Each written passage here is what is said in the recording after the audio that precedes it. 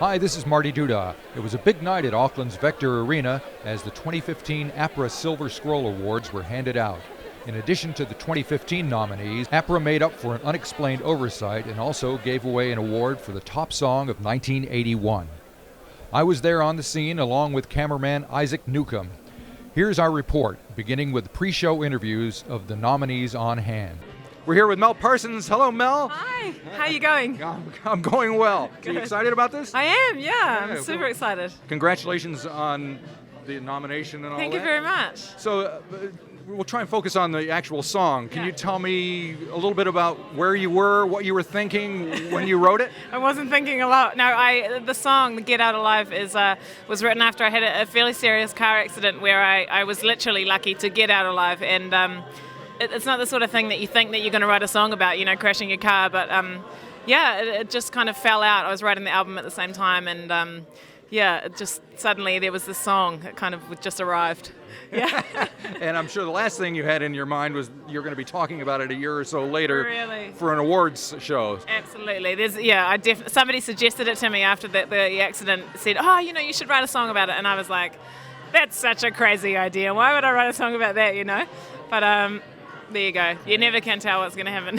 So, career-wise, is it a big deal to be nominated for something like this? Yeah, it really is. It feels, it just feels sort of like, I don't know, it makes you a little bit legitimate or something, what you do, because it's obviously songwriting, it's not a competition and it's never about that, but I suppose it's just nice to have a little bit of recognition and, yeah, it's lovely. Yeah, well, you certainly deserve it, so there you go. And now, of course, the other cool thing that's happening tonight is the 1981 award. Yes. They're kind of catching up on that. Yeah. So I was wondering if you have a pick, your own personal favorite. Yeah, I got to say I do. I think No Depression for me is probably the one. It's this tricky year though, like Counting the Beat in there as well. That's a strong contender, I think, as well. Yeah. But for me personally, it's Blam, Blam, Blam. Well, I was just having a discussion with somebody, and those were the two that were going back and forth. Yeah. But I think I go with you on the No Depression. Yeah, I think that. I mean, both of them have stood the test of time, and I think they're both very iconic Kiwi songs. But I don't know, there's something about that No Depression for me. Yeah. All right, we're here with Cody Nielson. Cody, congratulations on your nomination. Cool, thanks. Perhaps you can just give me a little background about how the song, you and Ruben wrote the song together. I sort of like come up with this piano riff, and then when we were sort of working together, he just started sort of ad-libbing the melody, right. And then we just sort of worked on it, like, I don't know, we just spent like hours just kind of like developing it more. Right. And do you guys talk about what the song is about, or you just kind of get down to the business of doing it? Well, I suppose like we made most of the music kind of first, but the theme of it was sort of like always there before we started work on any of the music, I guess. Right. So I knew that's what he wanted the record to be about, but so that was sort of at the back of our minds, I guess. And how do you feel about being nominated? Is it exciting? Is it it's cool. I mean, I'm stoked for Ruben and Yomo to be nominated. Like, right. It's really cool. Yeah. I'm glad that I could have helped, I guess, in some way. Absolutely. And as you know, there is a nomination for the 1981 awards as well. I was wondering if you had a favorite out of the 5. Yeah, I was just saying before, I don't know if I can choose out of those 5 because I'm a big fan of like all those songs and all those bands actually. But I don't know. There's some pretty good songs there. We used to cover like a bunch of those songs as well. Like Don McGlashan is walking around now, so. Yeah, I don't. No, but yeah, Mitchicks used to cover a few of those ones actually, so I'm pretty into them. We're here with Anthonie Tonnon. Hi. How do you do? Congratulations, man. It's good to see you here. Thank you. It's nice to be here. I'll bet. So maybe you can tell me a little bit about what was involved when you were writing Water Underground. How did that come about? Well, I had the idea for a while, based on some things that happened in Canterbury while I was working as a journalist. But I never really thought it could actually work in a song until I traveled to California and specifically to a place in the Sierra Nevada Valley where they have their own kind of really interesting water issues. Right. And the people there encouraged me to watch Chinatown. And it's such a beautiful, poetic movie, and it's about something so really kind of mundane as water rights. And watching that film kind of did it for me. And it's like, okay, I can see how I can sort of make something film noirish and make it about water rights. And I came home and it germinated for a little while. And then it came out quite quickly as a sort of a second person, almost a congratulation on someone's very well played, cunning kind of coup. Yeah, It's a great movie, that's for sure. Yeah. Are you aware that Who Framed Roger Rabbit is based on the same story as Chinatown? No, you know what? I haven't watched Who Framed Roger Rabbit. I might have seen it when I was a little kid or something, but I'm gonna watch that now. Yeah. Yeah. All right. Now, as you know, they're choosing from 1981 the best song from that year as well. I was curious if you had a pick from that. I just think it's an amazing, and I think it's a beautiful thing that we get to rewrite history, because I'm sure APRA would agree that they wouldn't have chose those 5 had it been 1981. So I mean, maybe we should skip a year every 5 years and leave it to 20 years so that we can choose history with hindsight. For me, all those songs are great. I mean, probably the two that I really had to battle to choose between were Blam Blam Blam and The Clean. Being from Dunedin, but also being a huge fan of the social commentary and the Blam Blam Blam song as well. Looking forward to hearing your own song performed back at you tonight? Yeah, that'll be a huge privilege, yeah. All righty. Well, good luck with everything. We'll see you on the other side. Thank you, Marty.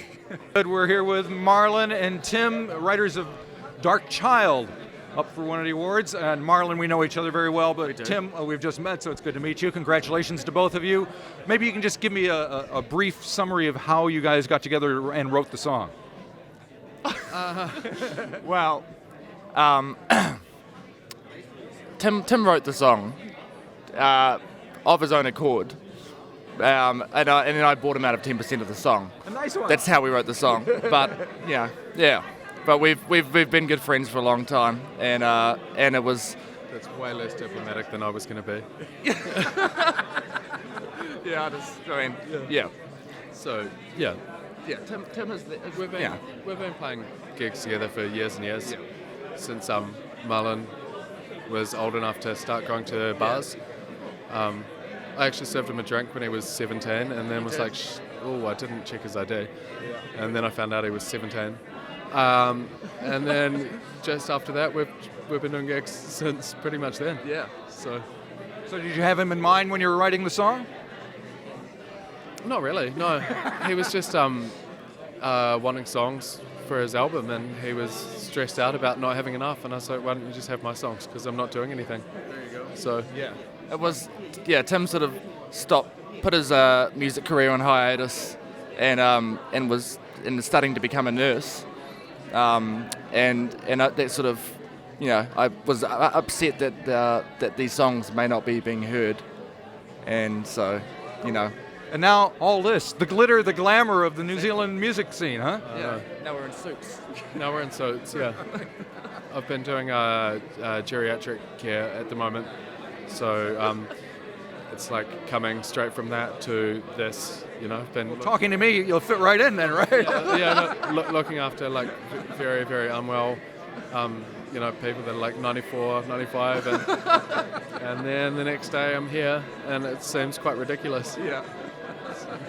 Excellent. All right, so one question. They have the award for the song from 1981. They're trying to catch up. Do you guys have a pick for? I'm Team Tally Ho. Tally Ho. Yeah. I think they're all amazing songs. I'd be surprised. I'd be surprised if Blam Blam Blam didn't come home with it though. Yeah. Okay, we're here with Buster Stiggs from the Swingers. Buster, you came all the way from Perth Perth, that's right, yeah. just for tonight. Yeah, it's a long flight. So it's a long time to wait for an award. We never put a use-by date on the song, so yeah, it's all good. I mean, it's one of the iconic Kiwi songs. So what can you tell me about how it came about? Well, Counting the Beat came out of us playing as a band. We'd rehearsed for about 6 months, done a whole heap of gigs in the pubs, and it was basically us just trying to write a song that people could relate to and dance to. So it was like a dance song before like we even knew what dance music was, basically. And it was written as a band, written with me starting to play the drums and then Bones, the bass player, playing the riff, and then Phil adding all the other bits later on. Yeah. So but it's a real band song. It's not someone sitting around with acoustic and giving it to a band. It was us like playing as a band, and I think the recording kind of captured that. It's got a nice energy and bravado in it. Yeah, absolutely. And when did you find out that it was going to be up for an award now? Only a couple of weeks ago. And it's pretty astonishing for me because I've been in and out of hospital for 6 years, sick as a dog. I won't go into the details of it, but I've got a clean bit of health now. Right. And pretty much the same day I got the clean bit of health, Anthonie from APRA said, "Look, you want to come to the Silver Scroll?" And I was like, "Oh," my doctor said, "Go." All my specialists said, "Go." You know, you only live once, and I won't be around for the 100th anniversary Silver Scroll, so go. So here I am. No thoughts of getting the band back together? Well, Bones, the bass player, God bless him, he's sought after session muso in Nashville now, and he's actually doing a gig in Toronto tonight.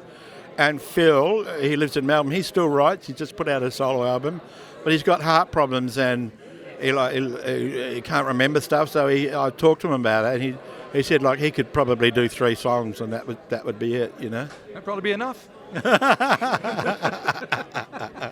think people would want to see that. Yeah, but I'm in Perth, Bones is in Nashville, trying to earn a living. Phil, Bones is earning a living, and I was trying to get him to come out here, but he just couldn't take the time out, you know. Alrighty, we're here with Richard Von Sturmer and Don McGlashan from Blam Blam Blam. 35 years after you wrote the song, you guys are finally up for an award? Have you been sitting around waiting for it? It's been a little while. No, the song keeps on getting played, so it's not that it's gone away. Yeah. Well, I've kind of taken a little poll of people, and I think it's definitely a favorite. Oh, really? It was the biggest excitement for me a while ago was when Street Chant did a version of it. They were outside.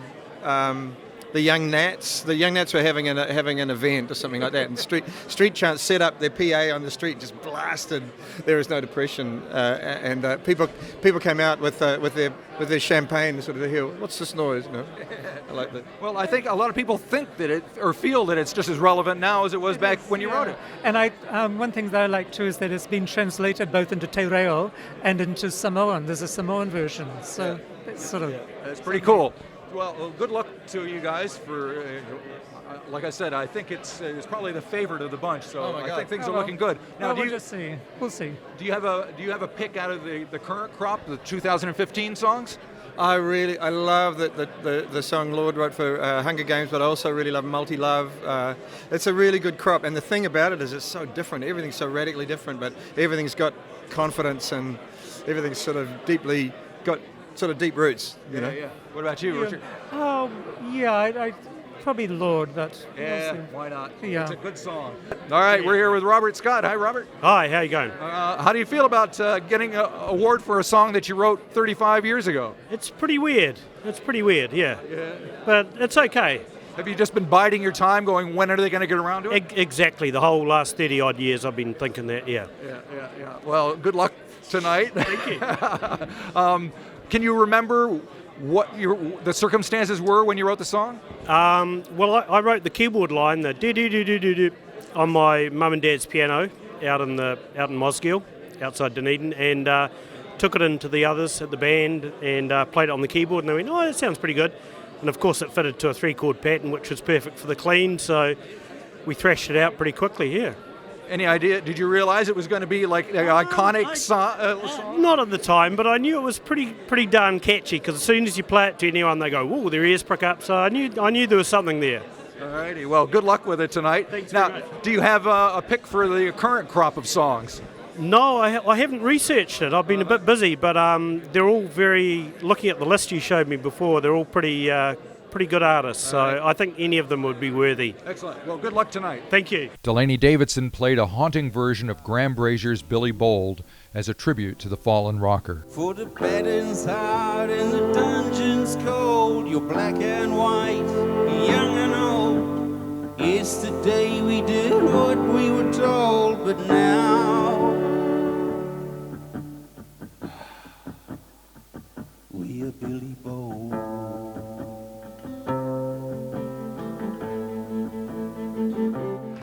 The Swingers won the 1981 Silver Scroll for Counting the Beat.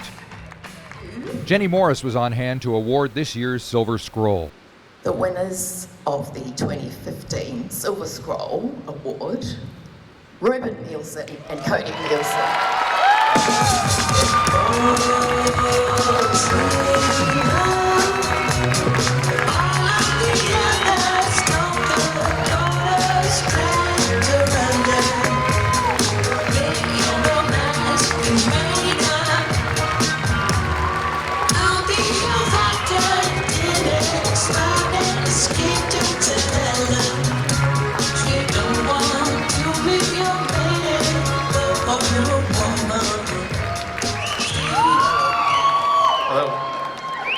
Thanks. Well, this is amazing.